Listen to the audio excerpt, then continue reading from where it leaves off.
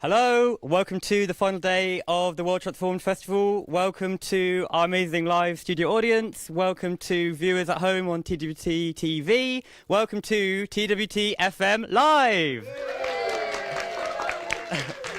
So, my name's Matt. This is Sarah and Morven. They're my co-hosts. We're part of the team who makes TWT FM. What is TWT FM? I'm sure you already know, but if you haven't liked and subscribed, TWT FM is the World Transformed in-house podcast. It's magazine style. We have different items drawn together around large topics like COVID, unemployment, leisure. And today we're going to be bringing that to life here at TWT TV in Liverpool. So straight off the bat, I haven't said what we're doing. We're launching our new series on the radical history of towns and cities across the UK by celebrating the place where we've made our home for this festival, the wonderful city of Liverpool. So, off the bat, we want to acknowledge, as I'm sure you can tell by our accents, we're not from Liverpool, we're from London. But we have a fantastic array of Liverpudlian guests who are going to help tell the story of what makes this city such an interesting and radical place. We've got actors, activists, musicians and more, so I think we're going to have a really nice session. We also want to say thanks to them, and also thanks to local legend Alan Gibbons, who was really helpful in putting this episode together. And if you like what you hear today, we're encouraging everyone to tell the story of their town, tell the radical history of where they're from, and use us as a vehicle to do that. So we'll have a sign-up sheet, we'll have some ways for you to get involved, and hopefully you can tell the radical history of where you're from through TWTFM. So, without further ado, let's begin on our tour across Liverpool.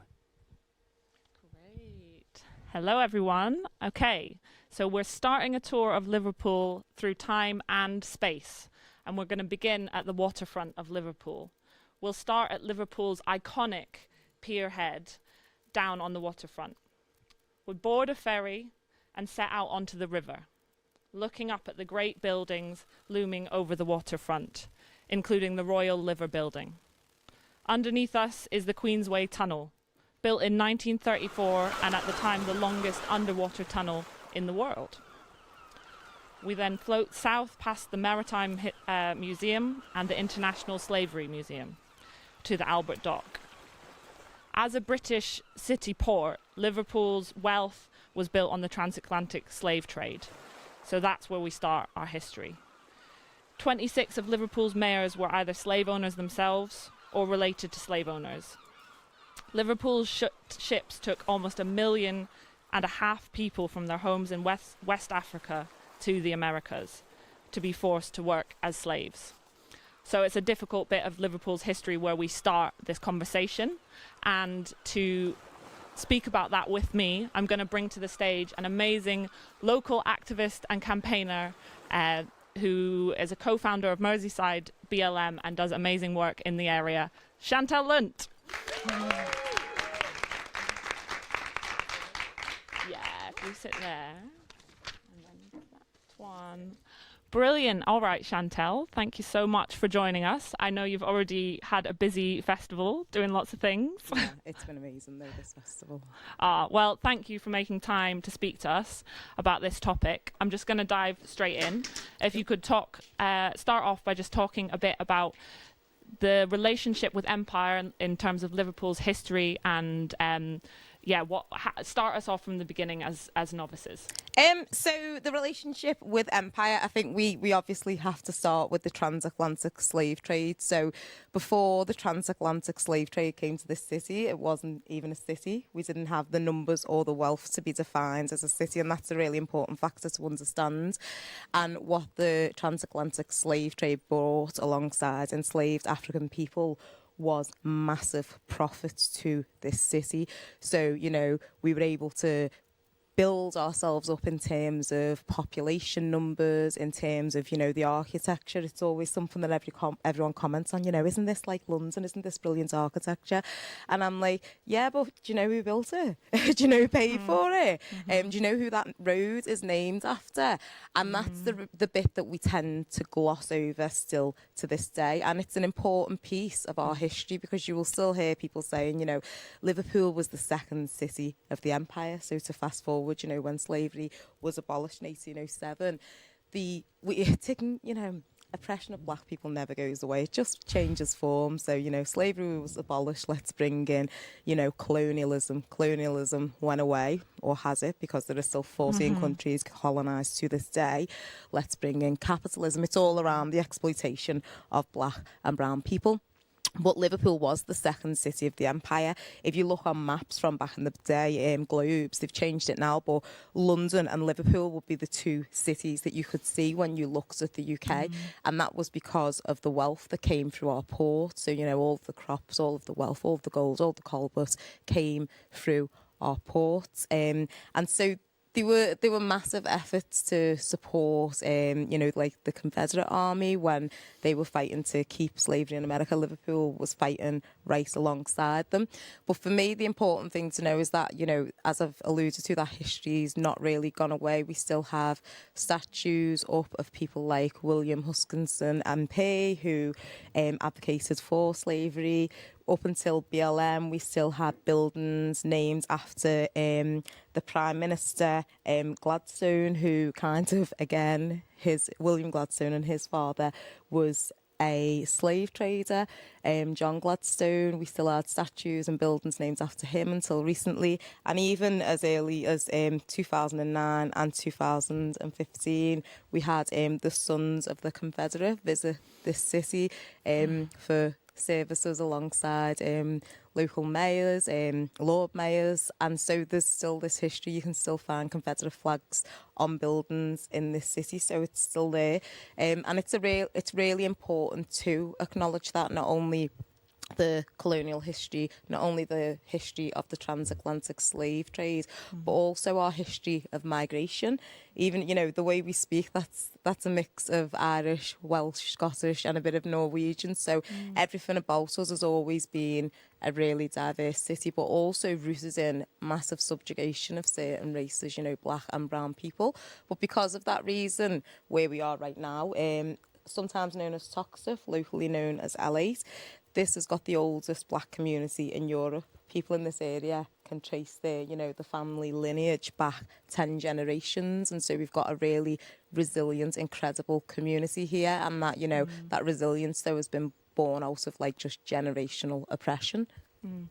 Yeah, that's great. Thank you, Chantal. That's so interesting around how there's this really difficult history, and there's so much that isn't faced up to, and I know that you do a lot of work around trying to make sure that history is faced up to, but there's also a really proud, strong history here in Liverpool as well. And you touched on it a bit, but I wondered if you could talk a bit more about the importance of facing up to that history and the work that you've done around decolonising the curriculum. So decolonial work is so important. We're not at the point where we can say we've decolonised anything. As I've alluded to, we still actually colonise countries to this day. So how can we be in a space of, decolonial anything? But so yeah, some countries have gained their independence, but decolonisation goes far deeper than that. It's about looking, for instance, I want to start with education, because I believe that racism is a cycle. And to give context to that, so recently we had an horrendous terrorist incident outside of one of the hospitals in the city, outside of the women's. It's absolutely awful, but what the far right often do is see that as a window into the city. And so the far right stood outside the hospital basically saying, how on earth are you going to let migrants come over here on boats and do this? And a lot of people were like, oh yeah. And I was a bit like, if this city knew its history, and if every child and person in this city knew its history, you'd be able to debunk exactly what they're saying, because every one of us is here because of migration. Every one of us is here because people came over on boats. So don't allow that narrative to prevail. But the unfortunate truth is we have the only international slavery museum in this city. It's not in London, it's in this city because of this city's history. But not every child in this city accesses that resource, even though there is funding to do so. It's not written in any legislation that any child, and every child in the country should learn this, but specifically in this city, we should know where that wealth came from, where that subjugation came from, and, the legacy of that subjugation. If I take you back to, William Gladstone, his dad, John, claimed the biggest single payout under the Slavery Reparations Act. That payout meant that he went to the best universities in the world and he went on to become Prime Minister. Were black and brown people, were enslaved brown people given reparations? They weren't even given houses. And so, if we think of that playing field where it left black and brown people way back there, we're still catching up. And because of that educational disconnect, when we bring things like this up, people are like, oh, you're just stuck in the past. And I'm like, actually, no, we're in our present. So we need to start with education in every space, but especially with our children. They have to know the history of this city, but they know more about the Beatles than they do about colonialism and the slave trade. Yeah. Completely. And I mean, when I was reading a bit of some of the work that you'd written before, I think in one of the pieces that you'd wrote, and you spoke about reparations to former slave owners, and it's a disgrace that even happened, but those were kind of taken as a loan, and then they were being repaid by British taxpayers even up till 2015. Yeah, until 2015. So most people in this room will have paid towards reparations of slave owners, and the families who we're talking about who've benefited from that. David Cameron, his family benefited from those reparations. So that when we talk about that legacy, people in positions of power in the Tory party benefited from that money that people like me paid off for the freedom of my ancestors. And that is the bit that, boggles my mind. So people will always go, we brought about reparations. And I'm like, for who? Yeah.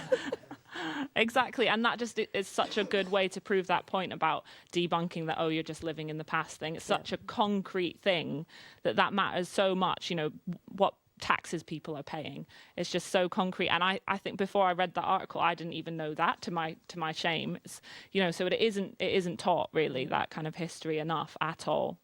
Yeah, brilliant. And then just to finish up before we move on, I know that you touched a little bit on how this matters today, and obviously we've been speaking about that a little bit, but I also know you do a lot of campaigning around reform of the police, and I wondered if you could just talk a bit about how that history matters for that kind of work that you're doing now. So the police, if anyone's seen me speak this week, it's just been about the police basically. I'm not the biggest fan, but the police are massive agents of racial control. So to give you the tiny history of the police, although the police were founded in 1829 by Robert Peel actually worked over the colonial police forces. And so the actual concept of policing in this country is because of colonial policing of the colonies. So it's rooted in this racialised hierarchy of subjugating black people.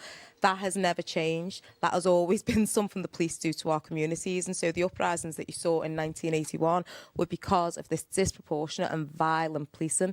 And again, I can take you to this year where 2 young business students in this city have guns held to them by the police. They were completely in the wrong and they did not apologise. So, we continue to be subjugated. I don't need to, tell you what happened to Chris Carr, but I hope everyone in this room knows what happened. We are still living in a world where black people are disproportionately brutalised by the police. So a key element to that is complete, abolish them. Why do we have them? How many crimes do they solve? 5.8% of crime, if you do want that statistic. How much harm do they cause? A lot, unimaginable harm, irreparable harm, the loss of life. And I don't just say that lightly, I'm saying refund our communities. When we say defund the police, we mean refund our communities, but we cannot continue along this trajectory. Something radical has to change. Brilliant. Well, that's an amazing note to end on. Thank you so much, Chantel.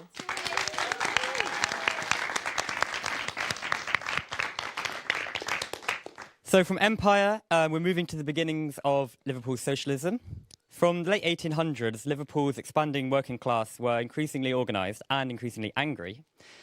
Empire hadn't just gone away overnight, of course. Racism and sectarian violence remained real problems. Alongside this came some key moments in the history of the trade union movement, which we could go into now, but there's better sessions at TWT to learn about that stuff. So as this is TWT FM, we're going to do something a little different. we thought we'd celebrate one of the creative sons of this city from that period of time. You may know him. His name was Robert Noonan, but you may know him as Robert Tressel. Hi. Yeah, that's me. Robert Tressel, everybody. Hi. So you're a Scouser who wrote a famous socialist novel, I understand. Well, not really a kind of honorary Scouser, I suppose. I was born in Dublin, but then grew up in London, and then lived in Liverpool. Yeah, died here actually as well. I'm buried in Walton Park, which is just down the road. Go and have a look if you want as well. But yes, I did write a book, but I'd kind of rather if we didn't really speak about it because it didn't get published. Well, I've got some news for you. What's that? It did get published. No, it didn't. It did. Are you serious? And I've got a copy right here. Oh, can I have a look? Became quite a socialist classic. Let's have a look. That is. Oh God! The Ragged Charles of Philanthropist by Robert Charles. That's me. That is incredible. Well, we're glad we could bring some good news to you in the afterlife. Yeah, cheers. But in exchange, maybe you'd read us some? Yeah, sure. Okay, let me just find a juicy bit. Oh yeah, this is a good bit here. Okay, can't believe this. Okay. Okay, so whether it can be altered or not, whether it's right or wrong, landlordism is one of the causes of poverty, Owen repeated. Poverty is not caused by men and women getting married. It's not caused by machinery. It's not caused by overproduction. It's not caused by drink or laziness. And it's not caused by overpopulation. It's caused by private monopoly. That is the present system. They have monopolized everything that it is possible to monopolize. They've got the whole earth, the minerals in the earth and the streams that water the earth. The only reason they have not monopolized the daylight and the air is that it is not possible to do it. If it were possible to construct huge gasometers and to draw together and compress within them the whole of the atmosphere, it would have been done long ago. And we should have been compelled to work for them in order to get money to buy air to breathe. And if that seemingly impossible thing were accomplished tomorrow, you would see thousands of people dying for want of air or of the money to buy it. Even as now, thousands are dying for want of the other necessaries of life. You would see people going about gasping for breath and telling each other that the likes of them could not expect to have air to breathe unless they had the money to pay for it. Most of you here, for instance, would think so and say so. Even as you think at present that it's right for a few people to own the earth, the minerals, and the water, which are all just as necessary as is the air. In exactly the same spirit as you now say, well, it's their land, it's their water, it's their coal, it's their iron, so you would say it's their air.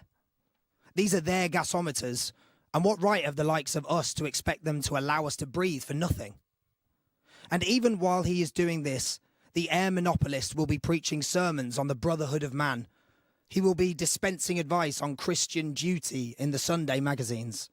He will give utterance to numerous more or less moral maxims for the guidance of the young. And meantime, all around, people will be dying for want of some of the air that he will have bottled up in his gasometers. And when you are all dragging out a miserable existence, gasping for breath or dying for want of air, if one of your number suggests smashing a hole in the side of one of the gasometers, you will all fall upon him in the name of law and order. And after doing your best to tear him limb from limb, you'll drag him, covered with blood, in triumph to the nearest police station and deliver him up to justice in the hope of being given a few half-pounds of air for your trouble.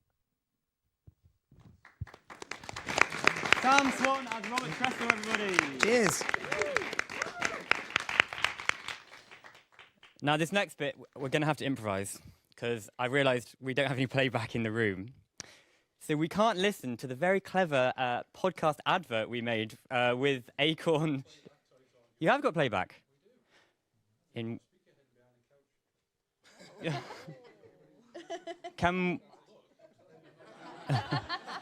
Can we use it?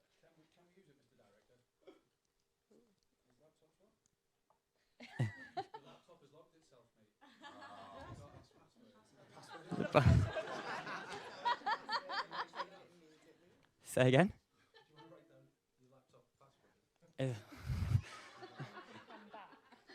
It's quite... Hold the fort. Hold the stool. Sorry, live TV, everyone. Why don't we move to the next section and get the other after? Yeah, I mean, we could move on to the next section. We'll do a bit of a swap. That sounds good. Yeah, that sounds good. Let's do that. Okay, brilliant. So let's continue with the tour of the city. We've walked up to Liverpool's Town Hall, which is the second oldest building. In the mid-1980s, Liverpool City Council was in direct conflict with Margaret Thatcher about the city's funding. Tens of thousands of trade unionists filled Castle Street in front of the Town Hall, stretching back to Derby Square and the Queen Victoria Monument. The council leaders came out to the balcony of the building to address the crowds. The 47 Labour councillors would eventually be disbarred from office. But the people of Liverpool wouldn't be cowed. Here's Penny Grennan with a song about resistance. Woo! I'd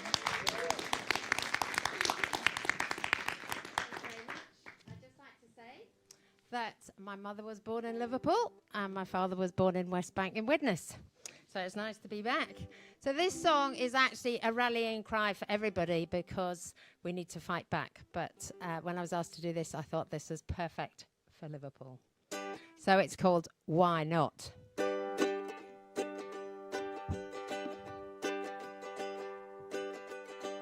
Don't call me human, call me the destroyer. Don't call me brave, I just have a talent to annoy. Whoa, don't call me handsome, call it an accident. Don't call me manly just because I am a boy. Whoa, I walk when you can fly. Why fast when you can eat? Whoa, I fail when you can try. I smile in the face of your defeat. Don't call me a coward, I am just thinking. Don't expect rejection, I too can be fine. I may be floating, I may be drowning, just like you I'm trying, who knows what we might find. So I walk when you can fly, I why fast when you can eat. Whoa, I fell when you can try. I smile in the face of your defeat. The never-ending questions that have no answers are considered time and time again. Growing into new clothes, what do we hope to lose? What do we hope to gain? The question needs reframing from why into why not. The courage to write a different story is something we forgot.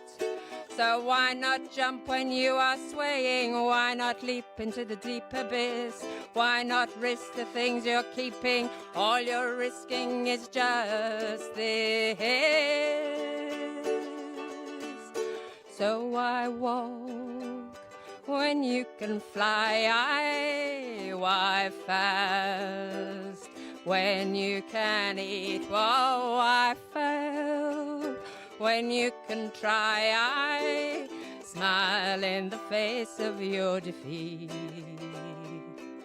Why change when change is painful? Why laugh when you really wanna cry? Oh, why stint when you can have a heart full? Why not keep reaching for the sky? So I walk when you can fly? Why fast when you can eat? Why fail when you can try? Smile in the face of your defeat. Whoa, why, why, why, why, why, why, why, why, why, why, oh, why not keep reaching for the sky? Whoa, why? Thank you.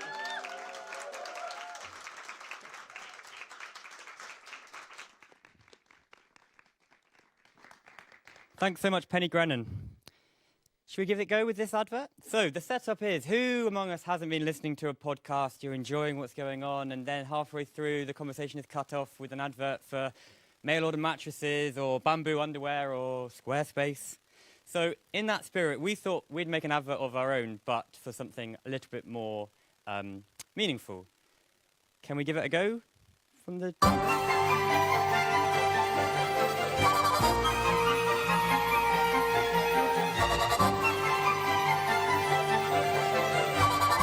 Have you had enough of your rent rising, but repairs never getting You know what? done? That'll just be a little something extra to listen Have to when it you comes out had of the enough podcast. That's of a little- privatized public services treat for costing you, more and providing less? Have you Later. had enough? Okay, so for our next section, our story demands that we leave the city of Liverpool and make our way to Sheffield. The tragedy of the Hillsborough disaster will never be forgotten. What's more, the fight for justice for those Liverpool football fans who lost their lives and their families persists to this day. So we're very, very lucky to be joined by a tireless campaigner from the Hillsborough Justice Campaign, Sheila Coleman.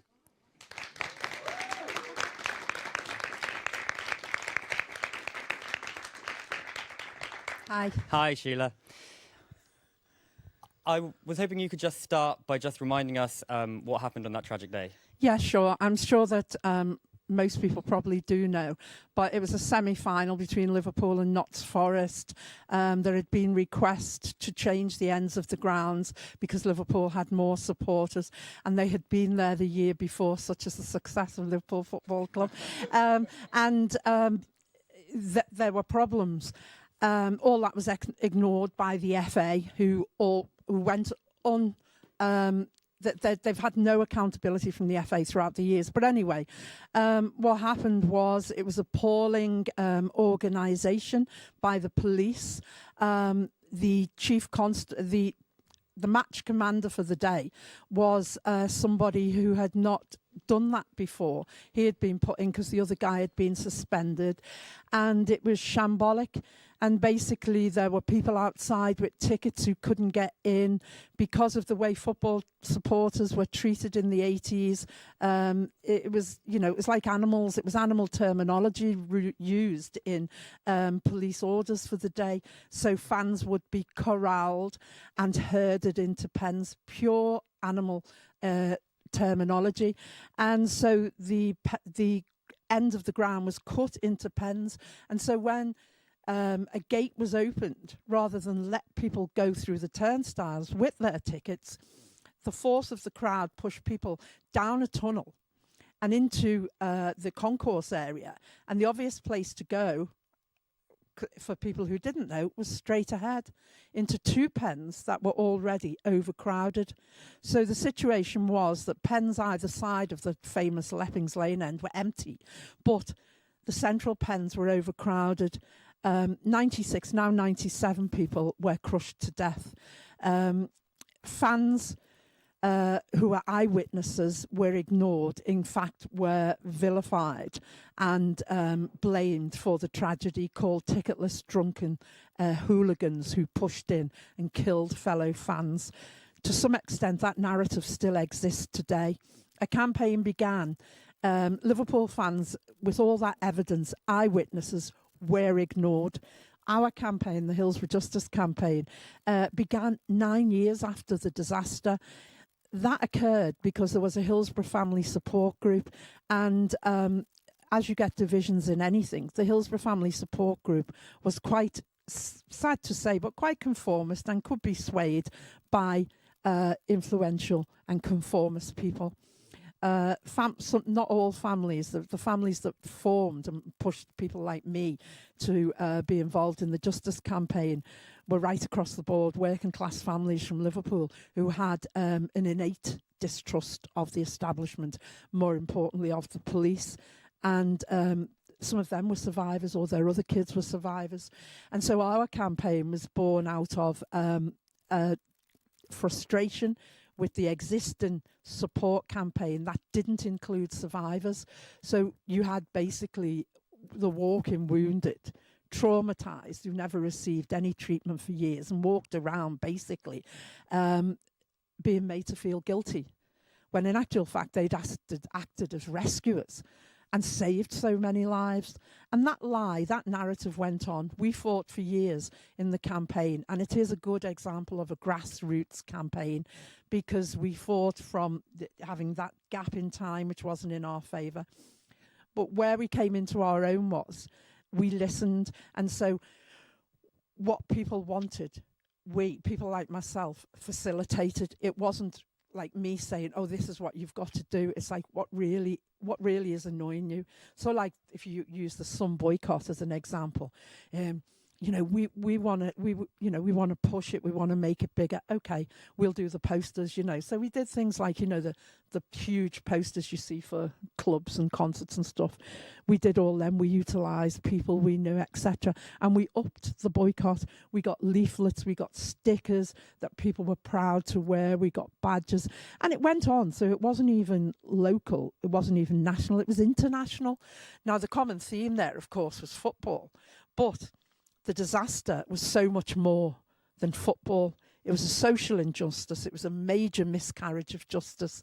And that's how we become involved with so many other groups that had suffered miscarriages of justice.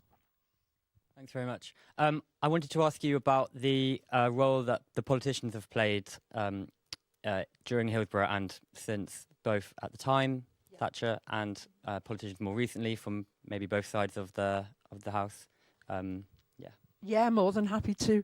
Politicians right across the board, with one or two exceptions, have been shite, basically. No, I won't dress it up. I won't give them the respect of dignifying how they behaved, because even shortly after Hillsborough, the misinformation that went to the press, i.e. about drunken ticketless fans, that notorious Sun headline, was passed to White's news agency in Sheffield by Irvin Patnick, a then Tory MP in the Sheffield area.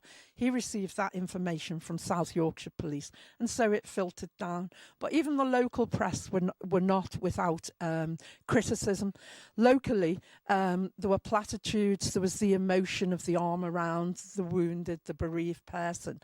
But the only MP I can remember who actively sought to support us was Terry Fields, who is now dead. Terry Fields was a militant who became an MP from Liverpool, would only take a worker's wage, a former fireman, went to prison because he wouldn't pay the poll tax.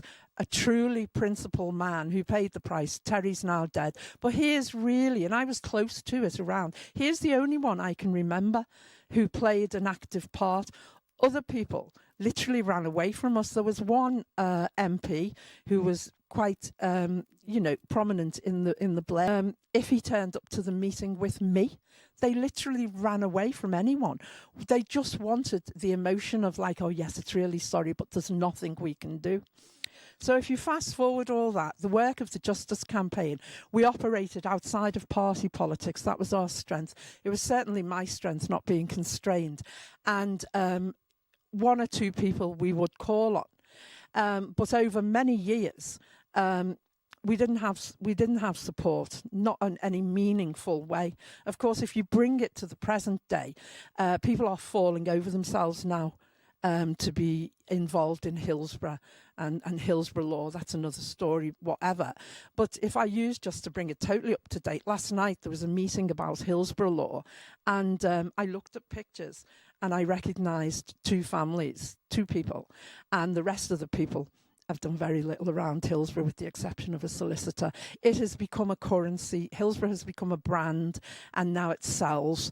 You put Hillsborough on something, it will sell. But I know the real price of it with people. Most of the families I worked with in the Justice campaign are dead now, and that's what you do when you fight. You deprive yourself of a quality of life. And so when I see politicians riding on it and careerists, I get angry on behalf of those people. Yeah, very understandable. You mentioned briefly earlier about how the campaign is a grassroots campaign. Wondered if you could talk a little bit more about the importance of organising from the bottom up, grassroots campaigning, and why that is a much better way to go about things than the alternative. I'm a firm believer in the only way you will get communities actively involved and for them to sustain any campaign is when it reaches them or touches them in some way. So for now, for example, the energy crisis will mobilise people because they're going to be sitting there in the cold if they can't pay for their heating or sitting in the dark, etc. Our campaign was born out of people being frustrated, hurt, and the sense of justice, not wanting those lies to be perpetuated over time. And so that brought people together. And how we came together was, and I hold my hands up, I was one of those saying, no, don't form a separate group. Get into that family support group and you get on the committees and you fight to be in a position where you can change it. And then when the hierarchy went to talk of the committee, of the group went to talk to the son, the families I'm talking about went, no, enough is enough, and broke away, rightly so, and said, we'll form this campaign, but we'll still work alongside and be involved in the support group. For doing that, they were expelled. So bereaved families expelled fellow bereaved. And so, but our campaign grew at the level of sitting down, saying, what do we want?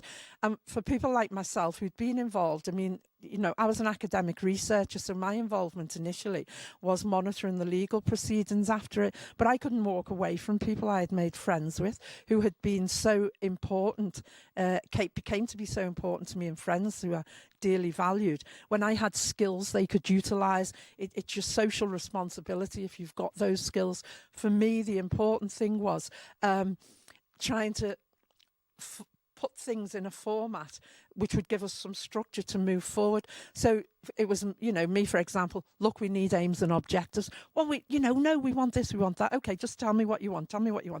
Write them down as aims and objectives. And that was invaluable over the years, so that when we, people were diverting, there were so many diversions along the way. We say, come on, now we're drifting a bit here. Let's get back to these aims and objectives. And to some extent, they changed over time. But we operated in the wilderness, in the darkness for years. I call them the dark years. No legal people wanted to know us. No lawyers would touch us. And we just kept getting out there. And, you know, we were knocking on doors and in some instances kicking them down. And we did a few. You know, I said yesterday at something I was speaking at, you know, some of us did some illegal things, which I've got no problem about admitting what I did, because, you know, in borrowing some videotapes, which were later replaced, we were able to highlight. I'll give you an example. By borrowing those tapes, we were able to find the ambulance that drove past the young boy Kevin Williams, who was killed. When there was evidence to show he was still alive, we were saying we had evidence an ambulance had driven past. No ambulance drove past. There wasn't any ambulance there. I found the ambulance. And so then Anne Williams and I were able to go this. And then in subsequent years, we used that as evidence. We would never have had that evidence unless we had taken those BBC tapes. Other people had them. And where we took them from was, I would argue, an agency of the state who operated. There was many forms of policing after Hillsborough. It's not always the police. It's other agencies as well. Yeah, that's really interesting. When we, I know that you've been sharing your experience of this kind of campaigning with other groups from other parts of the UK. I'm thinking of Grenfell, for example. Just wondered if you could tell us a bit about how you're sharing your experience to these other communities and helping them with their own fight back against these injustices? Well, if we stick with the kind of major things that people will know about, I believe you learn from other people's experiences. And so when people got frustrated, because you're talking over many years here, we met every week on a Monday night in premises we'd got opposite Liverpool football ground. We got those premises there to embarrass them. We wrote to every football club in the Premier League and asked them for a signed ball we could donate, auction, so we could raise some money. We got a ball off every club except Liverpool Football Club. So we were a source of embarrassment to Liverpool Football Club for many years. Before the change in structure of the club, I was thrown out of a shareholders meeting with bereaved family. Literally for challenging and asking questions. So we got kind of used to that kind of thing. And so when it got really bad and people got despondent, I personally drew inspiration from people in the Bloody Sunday campaign in Derry, people who were still fighting injustice much longer than we had. And so I would use that as an example to people, and they'd say, oh, we've been going so many years. And I go, oh, that's nothing. Look at those poor people over in Derry. And you gain strength from that. You also gain allegiances and support. When Grenfell happened, a few of us just took the train down, and I had a friend who was doing had been doing community work in Grenfell Towers, and had actually got quite a number of the residents into Unite Community. So she arranged a meeting for us with some people, and it was a tremendous experience, horrendous. I always remember the smell as we turned the corner and got nearer to the building.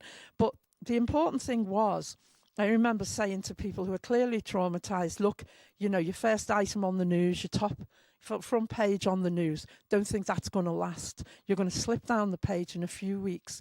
You'll be a footnote. And then the lies will start. And they were desperate to find a solicitor. And I went, stop worrying about getting a solicitor. It's market forces. They're on the high street. They're all bidding for your cases. The most important thing, and it's valuable, this point, is that the important thing is you get the professionals in to deal with the trauma. Because if I could say one thing, people are so messed up and traumatised still because that didn't happen over Hillsborough, and people's vulnerability was extremely exploited. Thank you so much. Sheila Coleman, everyone.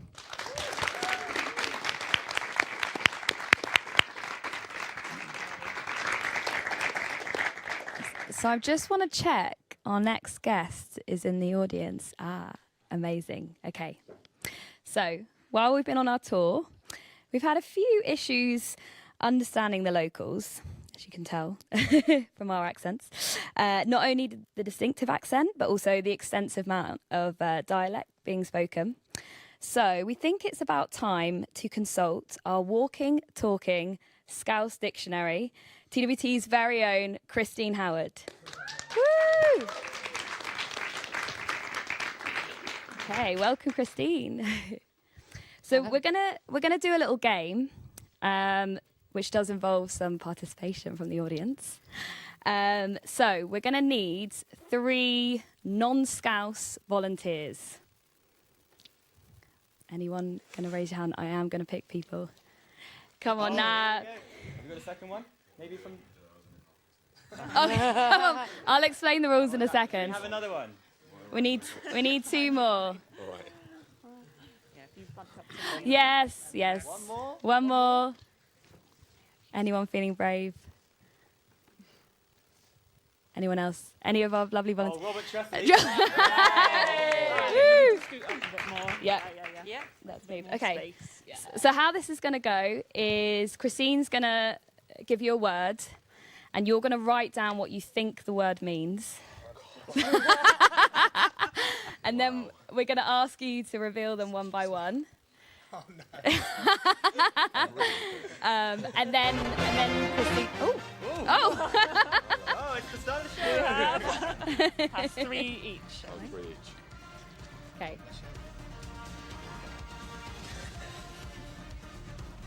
No peeking at each other.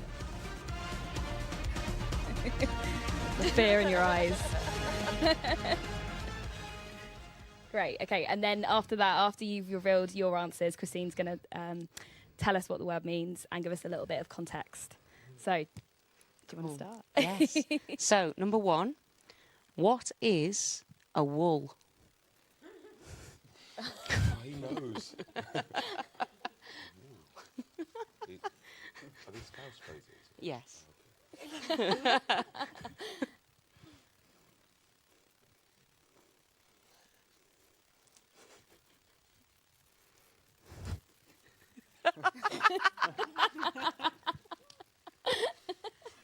Oh, this is amazing. We all done? Yep. Sam's writing another book for us. Sam's got a whole history. Okay. Number 2, what do you do if you jib something? Like, nah, jib that, lad.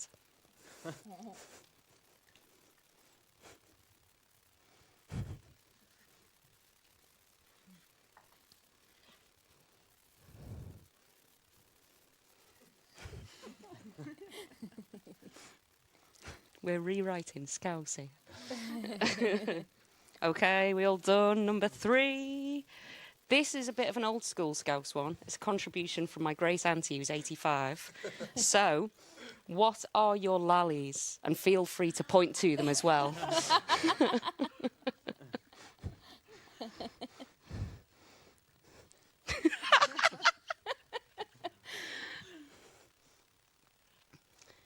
Have we all got an answer? Sounds are really long.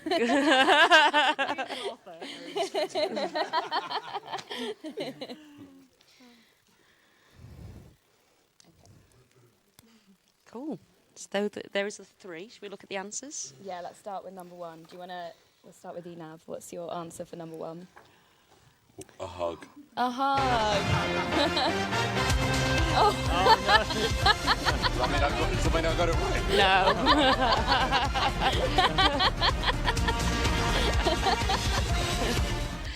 So, what is a wool? Let's see your answer.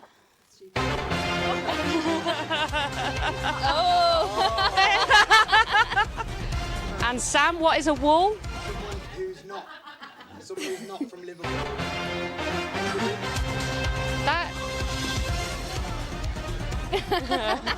So, a wool. So a wool is short for woolly back, and I actually thought this meant a sheep until I researched this. So it's woolly back is someone who's not from Liverpool, but they're from the surrounds. So like Runcorn, Widnes, St Helens. If anyone is watching who's from Runcorn, Widnes or St Helens, I'm sorry, I mean you, no offence.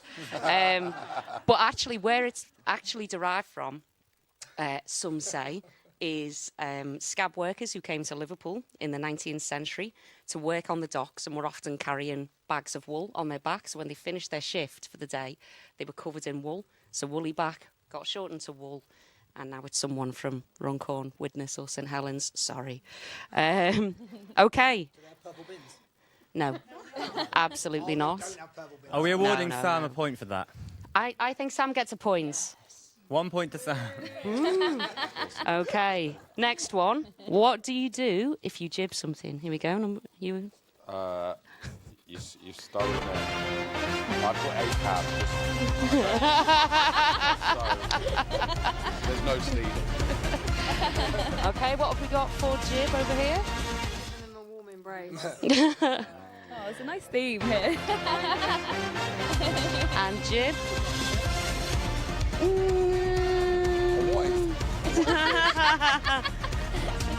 Sorry, yeah, that's cool. So, cool. So, if you jib something, you stop doing it, you abandon it. So, if you, I don't know, doing a job you don't want to do, you could go, "No, jib this," or you can jib something off, or it's to stop doing something. And apparently, this comes from the Dutch verb, which means to turn suddenly. So, jibpen, apparently. And the reason that some Dutch has crept into Scouse is because in the 19th century, lots of the working class Dutch population emigrated from Holland. There were compounding factors, a potato blight, the Napoleonic Wars. and a drought that resulted in high food prices. Obviously, the working class are always the most badly affected, so they got on a boat, came over to the UK, and brought us the word jib. Okay, last one. What? I won't ask you to point because I can see one of the answers. Right. What are your lallies? Oh, Hold I on. regret this. Have a microphone. I regret this. Oh, God, a microphone as well. Your testicles. Sounded right. So I know what it is, but my mum might be watching, so shoes. Hi, Mum. Yeah, same. Probably testicles. Probably. It's not. It is. So we might have some conflict here. It's your legs. Did either of you two know that? So that's what we've got in the middle here. So it's from Polari, which is a dialect which was a form of slang used in Britain and Ireland by GRT communities, sex workers, and gay people, because obviously those communities have historically been criminalised, still are. So they invented this slang way of communicating so that they could communicate without being understood by other people, by the authorities. But Polaris come into really common usage all over the UK. So words like carsey for toilet, clobber for clothes, scarper to run away, all of those words come from Polari. So it has a really big influence in Liverpool and in Britain as well. So there we go. Does Zara get a point for that? I'm saying Zara gets a point because there was some consent from the audience as well. So. Okay, amazing. So we've got joint winners. Woo! Well done. Yeah. Amazing. Thanks so much to our wonderful guests. And to Christine, our wonderful... And thanks, Christine, our wonderful host. Hey. Cool. So we are nearing the end of our tour, and at TWTFM we always want to try and end on a bit of a hopeful note. So we've kind of done a tour of the past, and now we want to look to the future. So we want to get Sheila and Chantel back up on stage. Woo! Woo!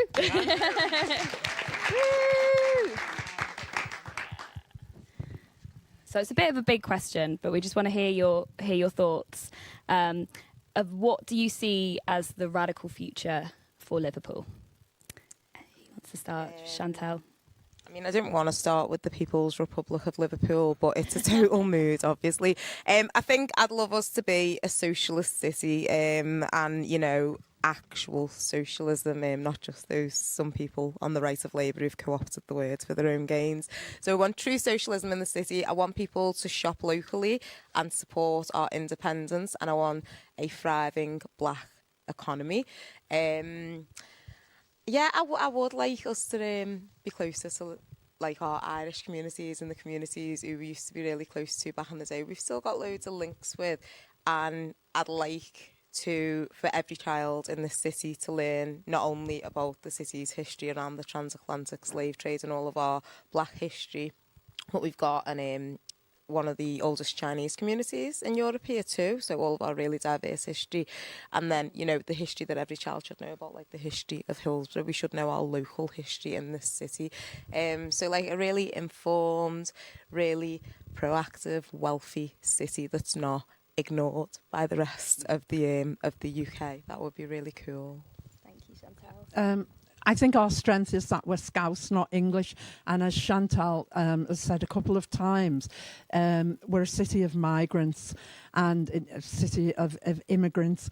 We and the links between the black community and the Irish community, the old black community. So many of the people we know are black and Irish. Those things are really important to us. The other important thing is that we're a port city. We look out, we don't look in, and we have more in common with, we could argue, with cities like New York, Marseille, Naples, than we have with London and places down south. And you can sometimes feel it in you when you go to those places. So I think that's our strength. I think the fact that we're all from somewhere else has led to that anarchic nature which is in so many of us, and which some of us feel very proud of, and come into the fore really in fighting outside of things. You know, you gave some examples there around Hillsborough where we operated totally outside of everything, but we must build on those things. And for me, the future is it's not strictly about, you know, getting people elected to sit in the city council anymore. It is about getting into rundown communities, listening to those communities, and nurturing a confidence in people, in their needs, what they need, giving a validity to people's arguments, and also being there to enable them to access the support they need to bring things into fruition. So instead of deals being done with speculators selling bits of land off for £1 and people making millions along the way, give those bits of land to communities, let them build social hubs on them, let them build football fields, let the community be in control. So I think there is a sense, there is a feel of it. There's a lot of anger in the city this week with the Labour Party being in the conference centre, and so different from when Corbyn was the leader and the energy it produced. It's really, really frustrating. We've got a leader of a party who's allowed the Sun newspaper in there. Shame on them, and shame on the Merseyside MPs who are going along with them. But things like that are not forgotten, and they will be remembered at the polling stations. And it's up to people like us to get out there, form powerful communities that go, don't think you're going to knock on this door and get a Labour vote just because that's what we've always done. Those days are in the past. We're organising differently, and the nature of politics is different. And if anyone can lead the way on it, it's a city like Liverpool who have the guts, have always had the guts to look outside of things and to operate outside of things. And if ever a city has contacts worldwide, it's Liverpool. So I remain and will always remain optimistic because I love the people in this city. Thank you so much to you both.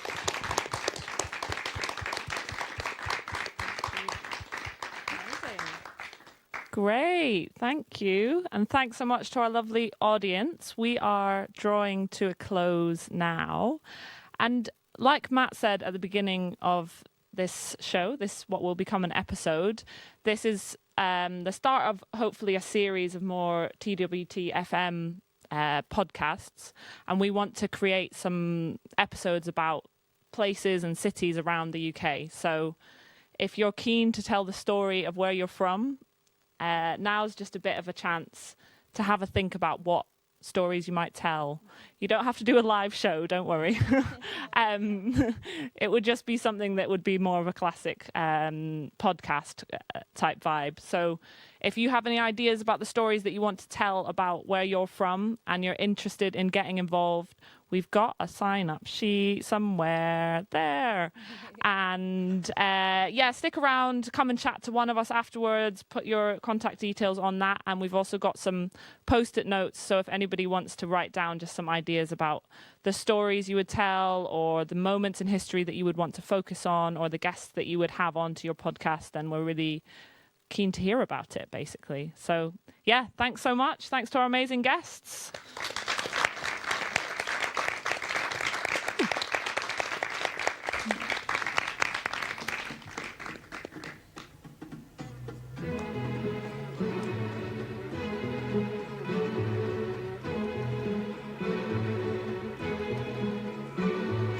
Life goes on day after day.